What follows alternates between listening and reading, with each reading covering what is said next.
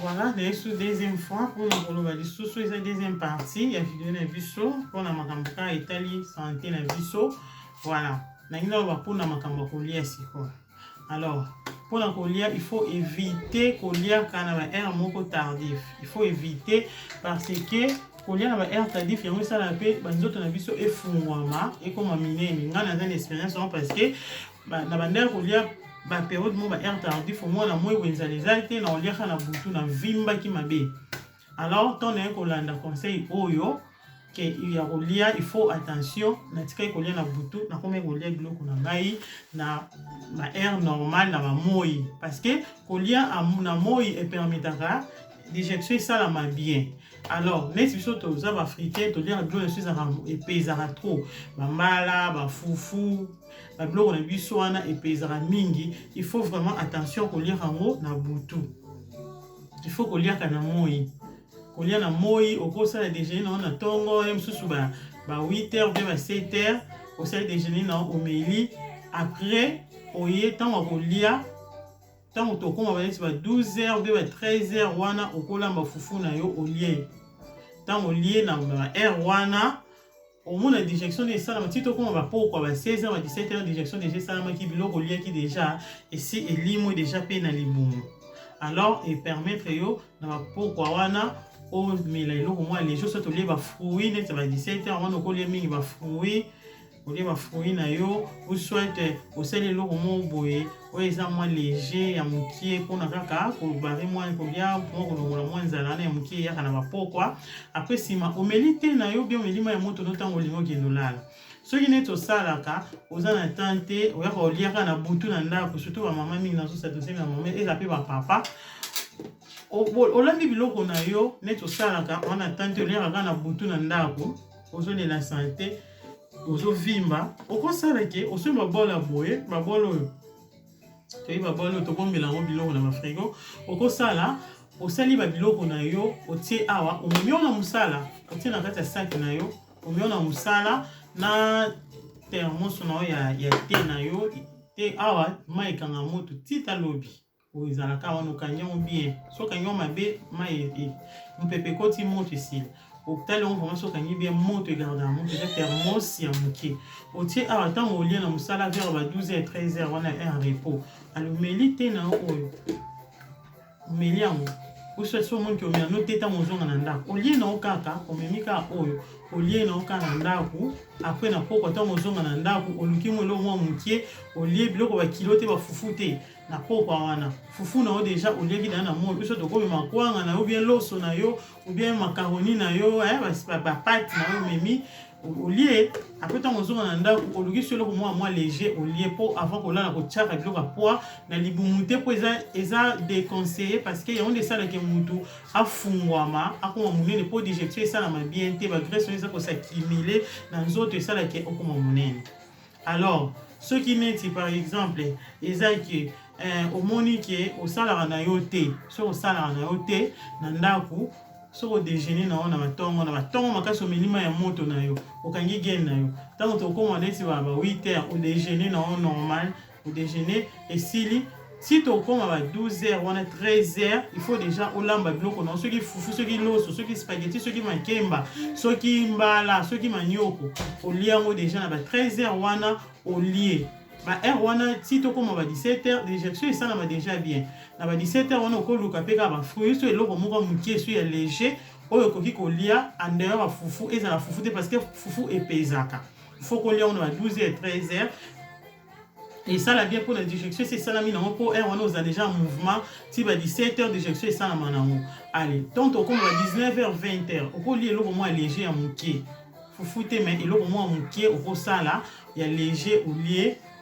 et si nango après avant que nous kolala omeli ma ya moto na so tomeli te na ona miel na citron allez okangi gen na yo to olali bongo sans gen mais na tongo tambolo ti gen na yo voilà il faut te ba kolia parce que kolia na butu on ça la mutu ya munene soko ke na musalo ya kami kolia ka ba butu wanda ko vimba parce que tant et digestion exacte moi digestion salama exacte OK maman ko la digestion salama tant toza mouvement ozo tambola nde air digestion salama digestion salama te so mutaki olala ya mona misusu za olie olali ok lala mba moko muno olali muno sali mba moko babiloko leki soupe mati ebimi na zolo esali pilipili la plupart bato sala bon point ni digestion sala makite pour lia ki retard donc il faut to liaka avant biloko ya kilo wana to liaka mo avant ba 12h ba 13h aussi liaki yango voilà et puis ceux qui sont au Kenya au lala au monde que au lala bien au respirer très bien au monde peut on revient mais tu sais comme muto lia ka vraiment fufu minene mais ara minene pour à calculer ba temps ne ya ko lia fufu lia comme mingi na ba 13h ba 14h ou soit ba 12h donc c'est ça souka ba 15h pe au collier non fufu 16h pe mais surtout comme déjà ba 19h 20h to au matin ba heure wana attention pour digestion za mo manœuvre ya ko salama et salama vraiment bien té sur au sein sur qui on va 19h wana zala makasi na thé na on a citron pour et ça la qui est digestion et ça la ma bien mais conseil bien foufou lia comme il va 13h va 14h ou bien va 12h sur au vana nanda ko sala raté sur au sala ko comme bloco non eti loso na yo na musala awa na ba spaghetti na yo so tu kwanga na yo ya muke na mo bloco no awa au lieu na poko tonga na ndako au lieu mo no muke voilà on est qui première étape. Si la deuxième étape est que tant que vous servez biloko na mesa, biloko ni ochaka na mesa. Ce que vous servez na mesa, et loko o otia na mesa, pona olia eza mai. Mai est très important. Ce qui otiaka ba jus, ba fanta, ba sangria, olambi fufu, olambi ce qui madesu olambi soki loso makemba ba biloko na nyoso tina mesa otina ba jus ba sucre eza bien té parce que biloko o ezolia eza na sucre nango déjà makemba eza na sucre nango fufu eza na sucre nango ba nini ba biloko to ba légumes eza pe na ba sucre nango. Alors tant yo si suna ba sucre ya ba jus wana ya ba sangria ya ba coca ya ba fanta otie olie fufu olie ozi coca popopo ozi fanta ozi sangria yeba ngo ezo tondisa ba graisse na nzoto ndeko. Non, il faut attention. Sucre wana tant ozolia déjà fufu olia déjà soso ozolia déjà ngombe ozolia pondu madesu ezaka yeba ngo ezaka na ba sucre biloko nyonso nzamba se ezana ba sucre nango ezana ba sucre nango. Alors, tant que vous lié au mélis sous Fanta, au mélis sous Coca, au mélis sous Sangria, yebawana, aux autones ça, la graisse. Pour sucre, ce qui est dans les autos, et ça, la caille, comme la graisse.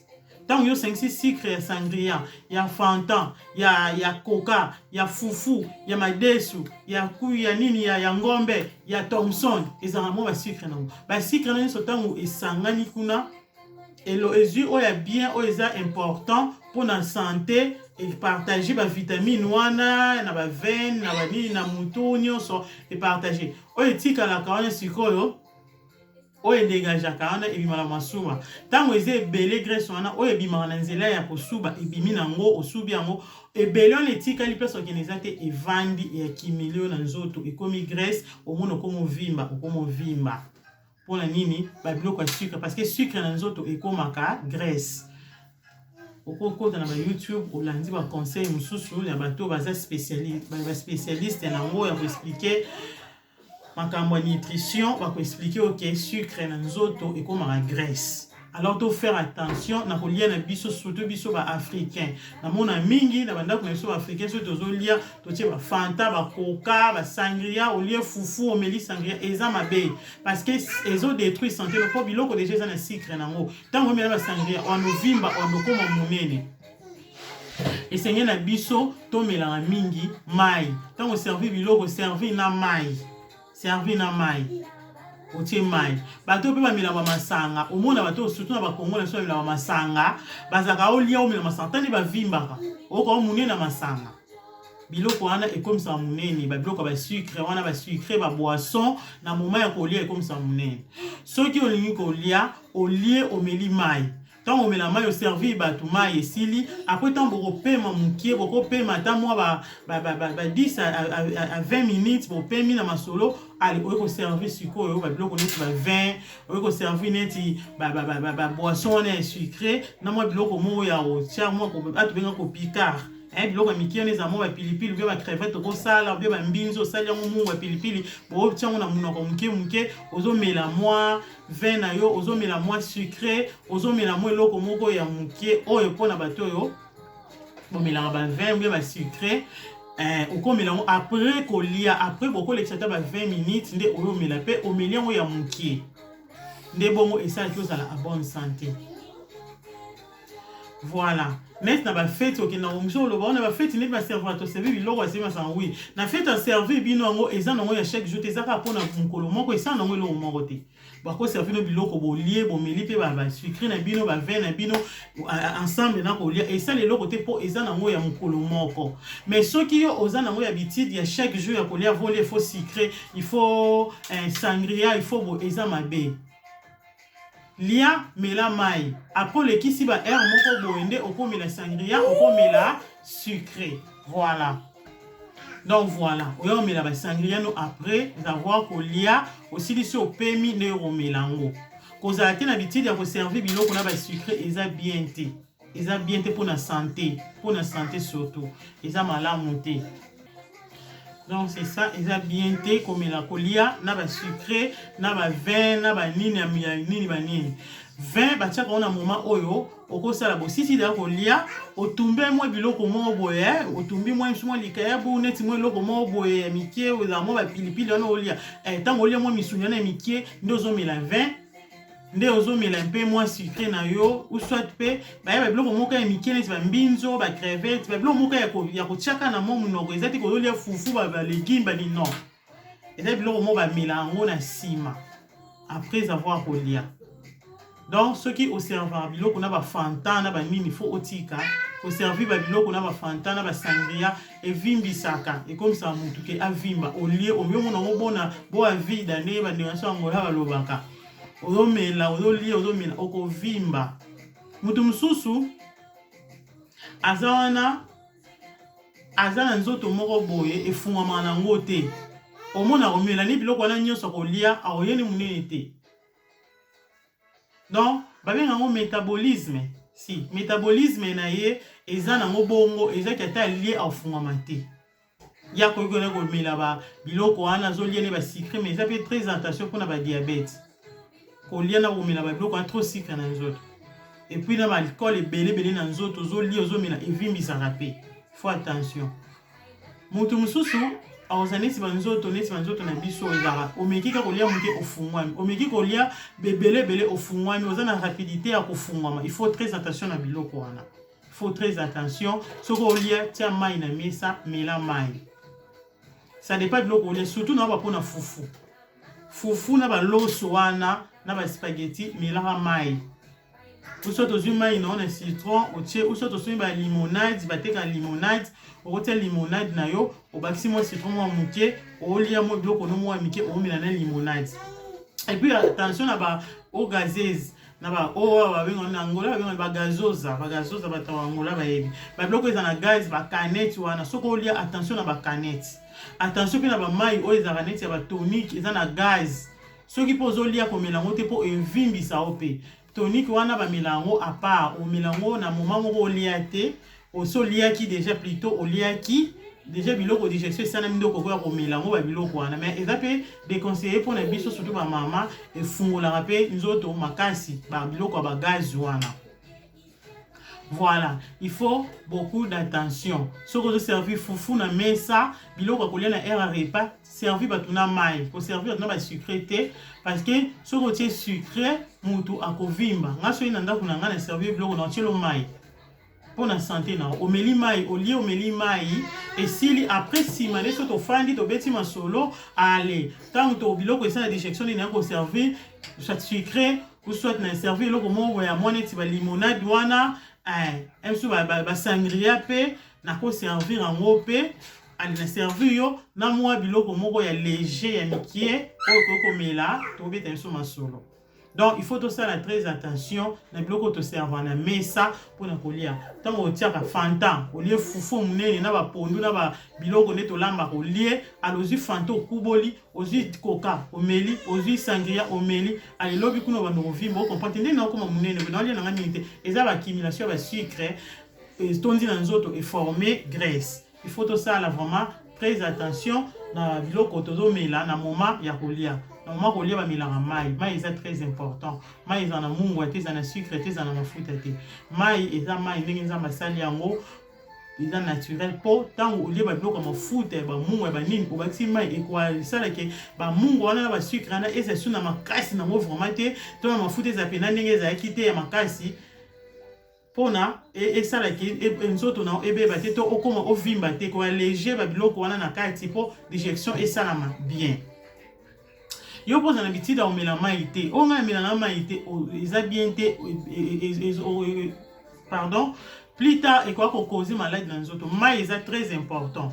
Il faut qu'on mela mai ndeto lakisi mai moto awa omeli na tongo omeli na buto vola na katikati ya journée on attend olia il faut mai parce que mai bomisa pe poso mai sala rapé qui pour na yo et respirer pe bien mai sala rapé digestion pe et salama très bien mai eza très important mais mai pe ka ya pambo et ça rapé muto diminuer so on a un système ça qui donne na yo pe na msu ya te ya moto te ya normal au mona pe ke o mela ba sucre te so lingi pe o diminuer rapide ozui mai ka ko mela mai o mela na ba sucre te tika ba sucre o tika pe ba tia ba sucre belé non utiliser miel ou miel na tongo allez o mela ka mai o lia no mezo mela mai o mona pe ko diminuer ko perdre pe ba pour ba kilo.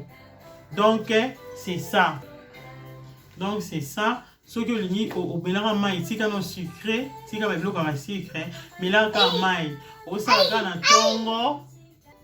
Voilà, mais quand on sala ke ozui mai, o melaka mai, o mela ba jité, o mela ba jité, o melaka juste mai na kolia olie funa yo na ba tende to lakisi, o tiki no ba ji, o mekano kotala, nzoto na ondenge e koma. C'est sûr, au dîner, au père, maman, quoi, au père, ça a raison. Donc, c'est ça, tant que tu as servi, on a mis ça, surtout sur ma maman, tu as mis ça, na maman, kolia.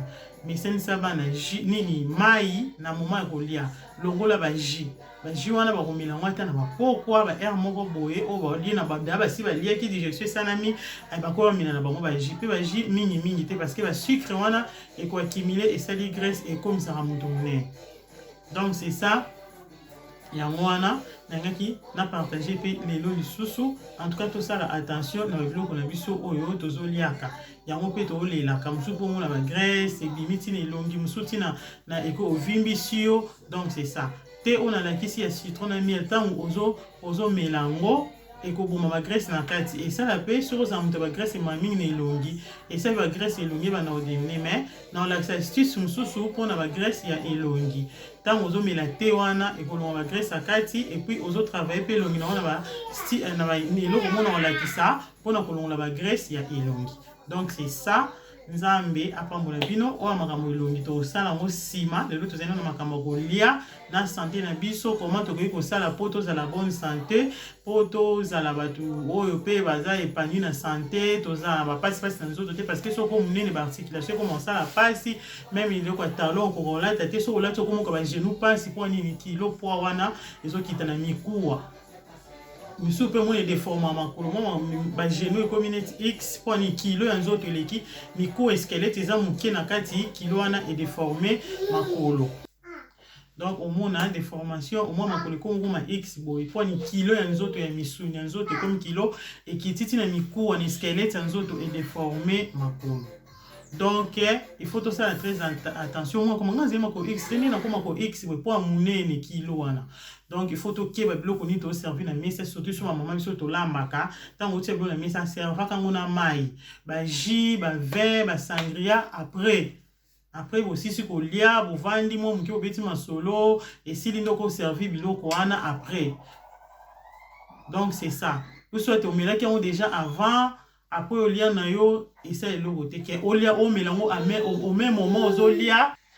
Donc c'est ça ma maman to ba ya santé ya bana to ba santé ya papa to ba ta ba santé na biso moko tant to lia kolia to e ba pe ko za soin intérieur na kati na biso to lia ka to milanga mai est très important mai est très important na mesa ba jiwana sima ou souhaite ko longola mo pe kaka surtout ceux que vous avez vraiment na moment de ça la régime il faut ko éviter pe ba jiwana parce que za moko makasi moko oyo ezo sala ke mutu pe avimba funwa. Comme mélanger non après ou soit comme mélanger au mélange après ou avant mais comme mélanger au même moment aux oliatés tant aux olia mélange mai quand tu as jité ko ils ont vraiment des conseils eza vraiment déconseillé bandeko tobatela santé tobatela nzoto. Donc mpona lelo tosuki na biso awa nde tomonani mbala ya nsima lisolo na baki na kobeta tokobeta ngo mbala mosusu tokoyoka yango kaka semaine oso nzambe asungi biso na kosolola kozwa temps ya kopartage yango na bino. Alors nzambe apambola bino nalingi bino mingi bozala bien kobosana gen na yo te gen kende oluka yango kobosana te et puis thermos na yo kobosana te pardon kende oluka yango na babol oyo eza bien. Donc nzambe apambola bino. Donc tokomi leso na suka nzambe apambola bino nalingi bino mingi nde tomonani mbala nsima. Bye bye, ciao ciao.